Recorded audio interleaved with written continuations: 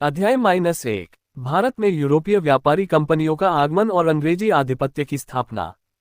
प्राचीन काल से ही भारत का व्यापारिक संबंध विश्व के दूसरे भागों से था, परंतु भारत से माल बाहर ले जाने का काम अधिकतर विदेशी व्यापारी ही किया करते थे।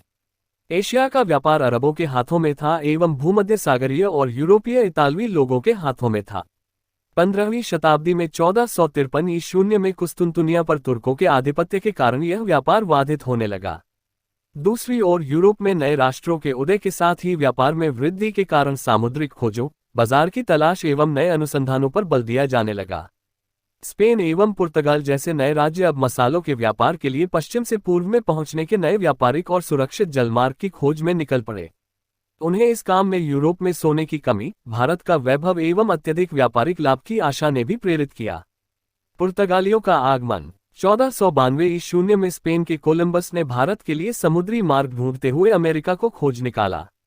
1498 ईस्वी में पुर्तगाल के वास्को डी गामा ने यूरोप से भारत पहुंचने का नया समुद्री मार्ग उत्तमाशा अंतरीप के रास्ते से खोज निकाला। उसका जहाज कालीकट के बंदरगाह पर पहुंच गया। कालीकट के शासक जामोरिन ने उसका स्वागत किया और अन्य व्यापारियों की तरह उसे भी व्यापार की सुविधा प्रदान की। लेकिन पुर्तगाली इससे संतुष्ट नहीं थे। वे इस व्यापार पर अपना एकाधिकार कायम करना चाहते थे और अन्य व्यापारियों को इससे निष्कासित करने के इच्छुक थे। उन्होंने अपने नौसैनिक शक्ति का लाभ उठाते हुए अन्य शक्तियों पर प्रहार किया। सबसे पहले उनका संघर्ष जामोरिन के साथ हुआ और पुर्तगाली अपनी स्थिति बनाए रखने में सफल हुए। इसके बाद उन्होंने तटवर्ती नगरों पर अधिकार करने की नीति अपनाई। उन्होंने बंबई, गोवा, दमन, दीव पर पश्चिम में और पूर्वी तट में हुगली पर अधिकार कर लिया। मुगल साम्राज्य की स्थापना के पूर्व ही पुर्तगालियों का पूर्ण नियंत्रण अरब सागर के क्षेत्र पर हो गया था। इन तटवर्ती केंद्रों के माध्यम से पुर्तगालियों ने यूरोप से चीन तक अपना नौसैनिक नियंत्रण बनाने में सफलता प्राप्त की और लगभग एक शताब्दी तक पूर्वी व्यापार पर उनका एकाधिकार बना रहा। पुर्तगाली नियंत्रण के परिणाम। पुर्तगालियों का आगमन भारतीय व्यापारियों के लिए हानिकारक सिद्ध हुआ। उन्होंने भारतीय व्यापारियों को पुर्तगाली संरक्षण के अधीन व्यापार करने पर बाध्य किया। भारतीय व्यापारियों के जहाजों को पुर्तगाली डुबो देते थे। केवल वही जहाज सुरक्षित रह पाते थे जिन्हें पुर्तगाली काटेज अथवा आज्ञापत्र प्रदान करते थे। आगे चलकर उन्होंने भारतीय व्यापारियों को पुर्तगाली जहाजों पर सामान भेजने को बाध्य किया और इस पर अत्यधिक किराया वसूलने लगे। तटवर्ती नगरों पर अधिकार करने के पश्चात पुर्तगालियों ने वहां के निवासियों पर अत्याचार किए। आबादियों को नष्ट करना, लोगों की हत्या करना, मकानों को जलाना और स्थानीय लोगों को बलपूर्वक दबाए रखना उनकी नीति थी। कुछ भारतीय शासकों ने इस परिस्थिति पर नियंत्रण पाने के उपाय किए। गुजरात के शासक महमूद बेगहा ने कालीकट के शासक और मिस्र के गवर्नर के साथ मिलकर पुर्तगालियों के विरुद्ध नौसैनिक शक्ति संगठित करने के उपाय किए, परंतु इसका विशेष परिणाम नहीं निकला। भारतीय व्यापारियों ने भी आत्मरक्षा के लिए पुर्तगालियों के विरुद्ध संघर्ष किया, मगर नौसैनिक शक्ति के अभाव में उनकी सफलता आरंभ से ही संदिग्ध थी।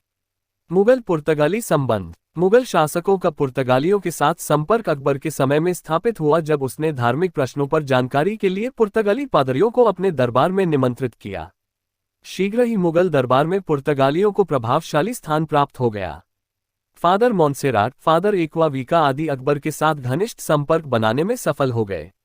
अकबर पुर्तगालियों की सैनिक कार्रवाइयों से चिंतित था और कहा जाता है कि उसकी दक्षिण नीति का एक उद्देश्य ये भी था कि पश्चिमी सागर तट पर नियंत्रण प्राप्त करके पुर्तगालियों के उत्पात को समाप्त किया जाए। चूंकि दक्षिण में मुगल सत्ता का विस्तार अकबर के शासनकाल में अधूरा रहा, इसलिए पुर्तगालियों के विरुद्ध कार्रवाई का उसे अवसर प्राप्त नहीं हो पाया। वैसे भी यह संदिग्ध है कि नौसैनिक शक्ति के अभाव में मुगल पुर्तगालियों पूर्ण अंकुश लगा पाने में सफल हो पाते। शाहजहां और औरंगजेब के काल की घटनाओं से यह स्पष्ट है कि भूमि पर मुगल सेना इतनी शक्तिशाली थी कि पुर्तगालियों या अन्य यूरोपीय शक्तियों को वह कभी भी अनुशासित कर सकती थी। समुद्री युद्ध में उनकी कमजोरी उन्हें पुर्तगालियों और अन्य यूरोपीय शक्तियों पर पूर्ण नियंत्रण करने से रोकती रही। परंतु 17वीं शताब्दी के आरंभ से भारत में पुर्तगाली शक्ति का ह्रास होना प्रारंभ हो गया। डचों और ईरान द्वारा उनकी शक्ति पर प्रहार हुई। इसके अतिरिक्त 1739 के करारों ने साल्सेट और बेसिन छीन लिए। सिर्फ गोवा, दमन और दीव पुर्तगालियों के अधीन रहे। योग्य शासकों का अभाव, भारतीय राजनीति की अज्ञानता तथा डच और अंग्रेजों की प्रतिद्वंदिता के सामने पुर्तगाली अधिक दिनों तक नहीं टिक सके।